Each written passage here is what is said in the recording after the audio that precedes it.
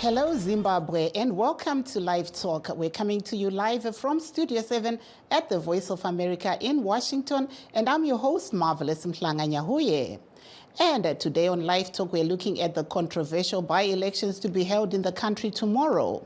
These are meant to replace lawmakers of the opposition CCC that were recalled by self-appointed Secretary General of the CCC, Sengezo Shabangu. Although the matter is still in the courts, the Zimbabwe Electoral Commission, ZEC, says elections will proceed. But first, the Republic of Congo is due to hold elections on December 20th. Analysts say while the Independent National Electoral Commission, JENI, is doing what it can to ensure free and fair elections, challenges related to the security in some parts of the country and the dissemination of voter material remain. VOA Nairobi Bureau Chief Mariama Diallo has this report. Campaigning for the top job in the Democratic Republic of Congo is in full swing. Incumbent President Felix Tshisekedi, who's seeking a second term, launched his campaign bid by urging thousands of supporters to renew their trust in him. Other candidates competing for the same job include a Nobel Peace Prize winner, Denis Mukwege, a rival who came in second place in the 2018 presidential elections, Martin Fayulu, and the former governor of copper-rich Katanga region, Moise Katumbi. Danny Ayida, a senior resident director for the National Democratic Institute in the DRC, says some in the opposition are already forming alliances.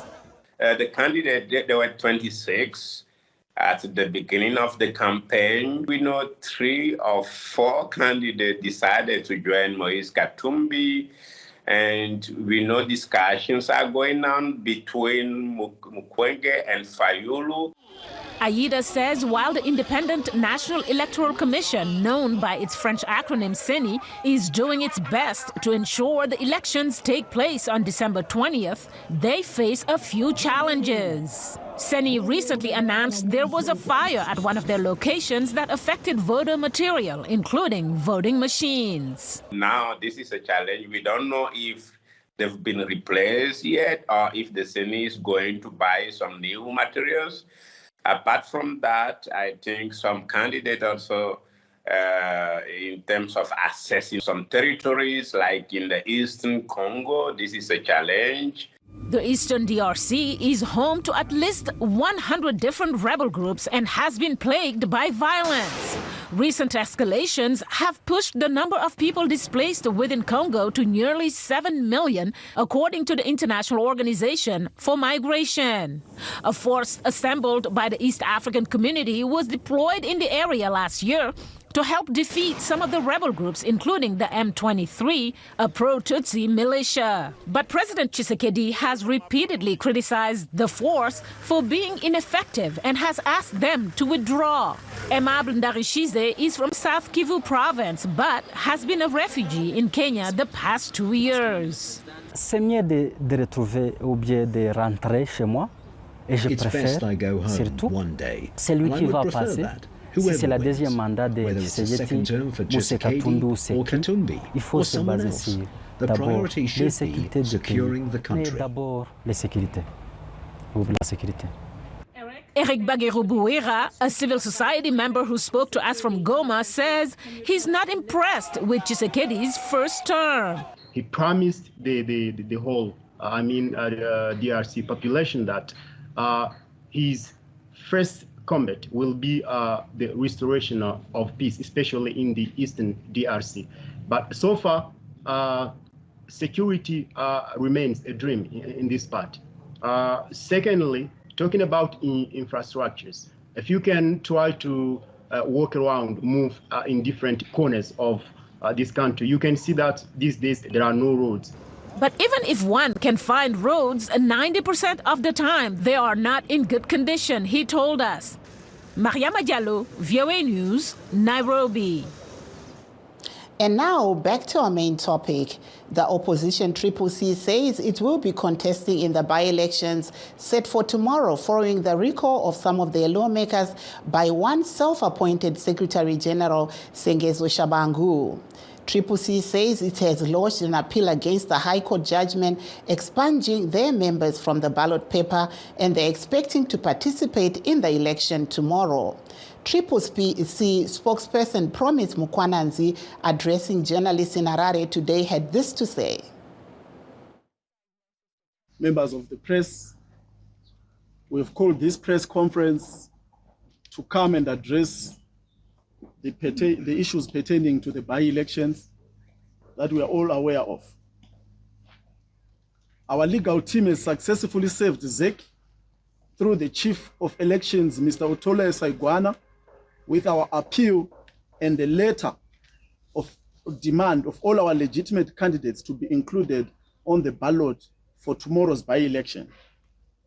The statement by Mr. Saigwana that he has removed our candidates is therefore nullified by the court appeal, pending the determination of that appeal. Accordingly, by-elections are proceeding as scheduled with all our candidates on the ballot paper. We urge all citizens to turn out in their numbers to reconfirm our legitimate candidates by re-electing them back into parliament. This whole debacle of going back and forth in the justice system has exposed the following. ZANU-PF has contaminated and corrupted our justice system through the criminal abuse of the courts. They are afraid of proper elections and are using nefarious, albeit failed attempts to remove legitimately nominated candidates from the ballot paper. They have tried without success to use the needless by-elections to divert our attention from claiming and pursuing our victory of the harmonized elections of August 2023. The regime is afraid of our momentum and the huge and genuine political support that President Chamisa and the Citizens Coalition for Change have accumulated in the country. This has been exposed by the clandestine use of rogue elements to abduct, torture, and assassinate our candidates and activists. In Mavuku Tafara, for example, they have abducted and murdered Bishop Tapumane Masaya. Although the perpetrators of these heinous acts are known and have been recorded on camera, no single arrests have been effected. While seized with the senseless and unlawful by-elections, the government business has collapsed and resulted in citizens being denied proper representation, being denied their right to vote, and the sanctity of their vote being undermined. That there was CCC spokesperson Promise Mukwananzi in Harare. Meanwhile, the Zimbabwe Electoral Commission ZEC Deputy Chairperson Mr. Rodwell Kiwa told Studio 7 today that his organization has already removed CCC members who were expunged by the High Court from the ballot paper, which has already been sent to polling stations throughout the country. Mr. Kiwa was with our Studio 7 radio show earlier on today explaining this and more. And meanwhile, ZEC has also, in recent hour, said that the candidate for CCC, Mr. Kufa Kutizwi Munyaradzi, has now been taken out of the ballot paper and have declared Scott Sakupwanya as the winner for ZANU-PF in Mavuku. Please stay tuned as we take a brief break, and we'll be right back. But before that, let's hear what ZEC had to say.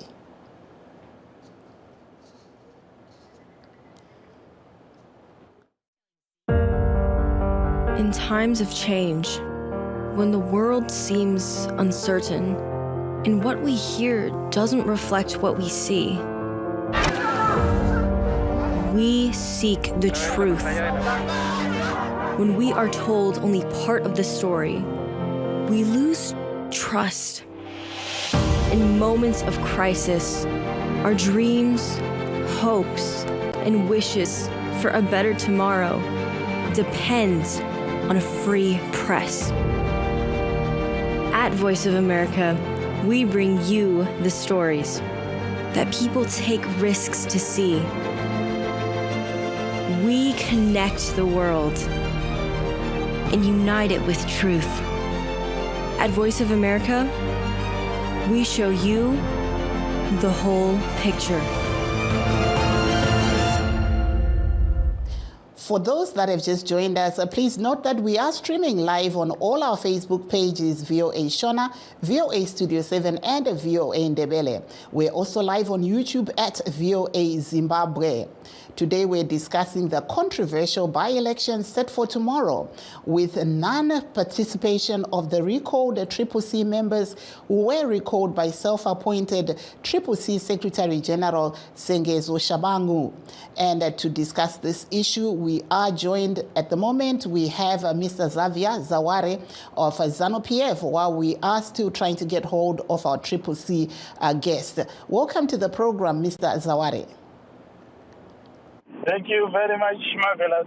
How are you doing? I'm doing fine. Mr. Zavare, we've been seeing a lot coming out of Zimbabwe, and we've just seen ZEC declaring one of your candidates, Mr. Scott Sakupkanya in Mavuku, as a winner of that election, saying that they had taken out those that were recalled by Sengezo Shabangu.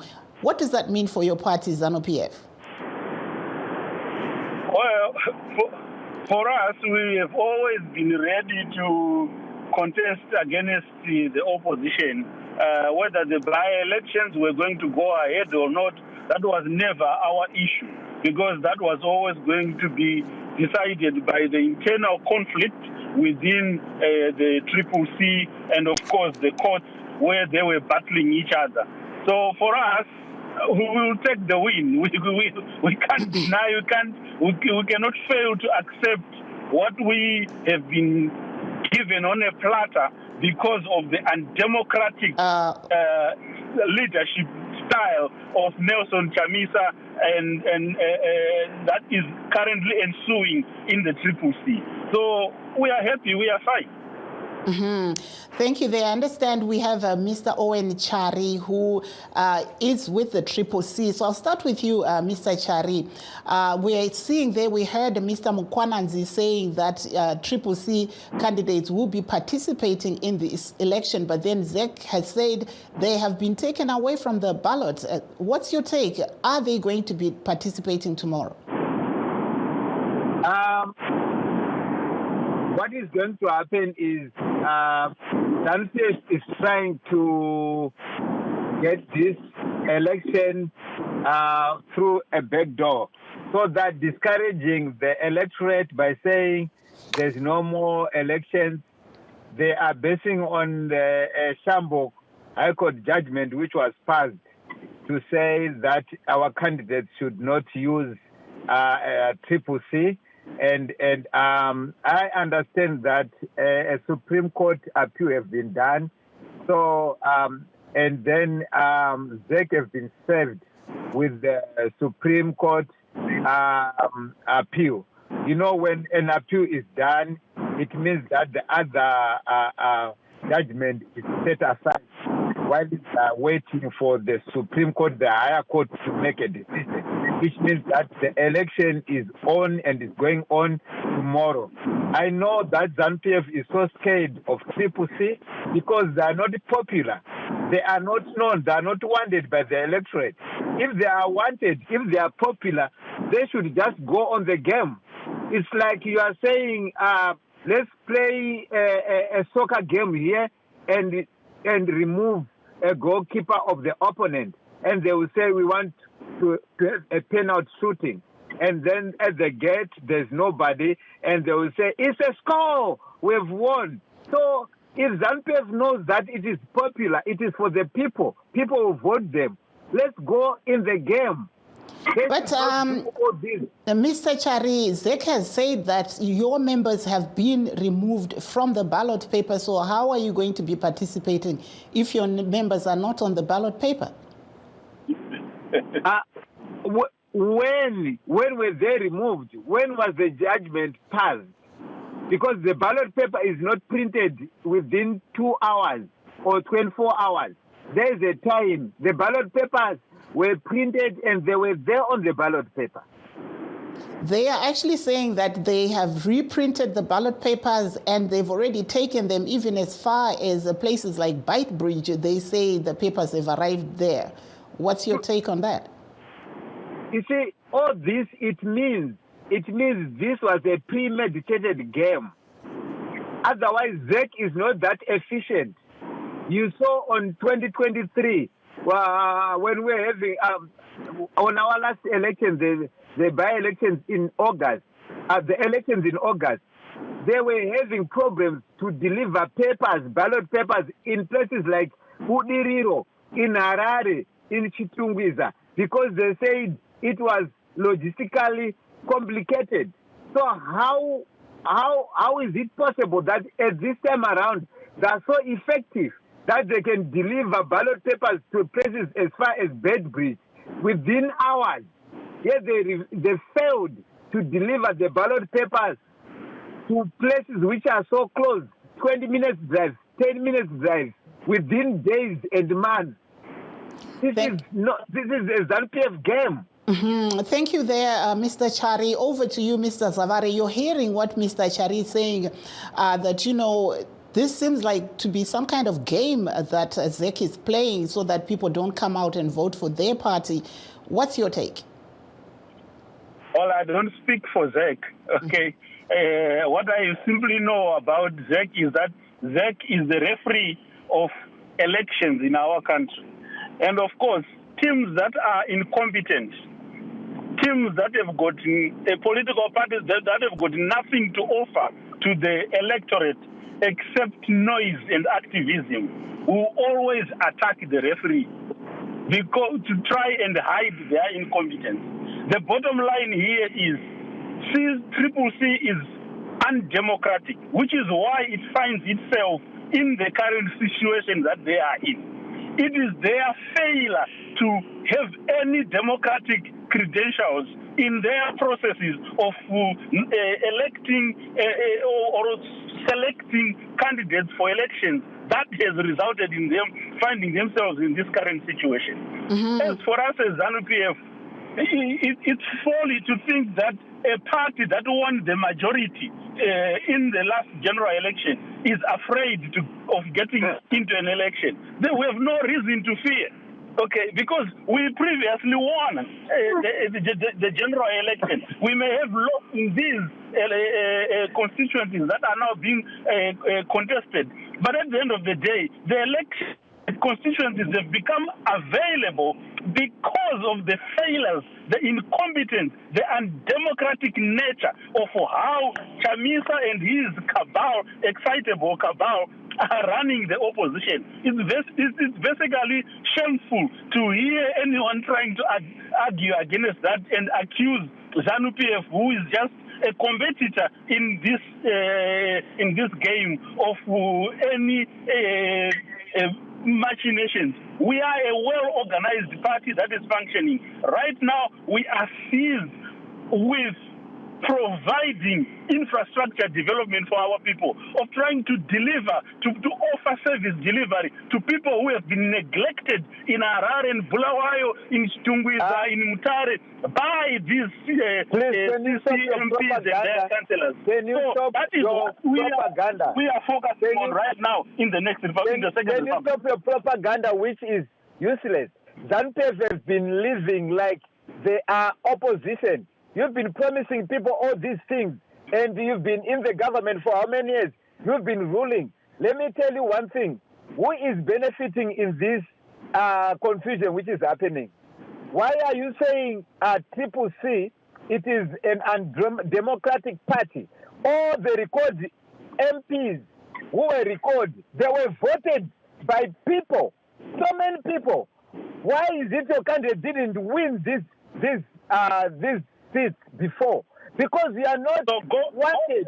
Go back to the reasons why they've been recalled.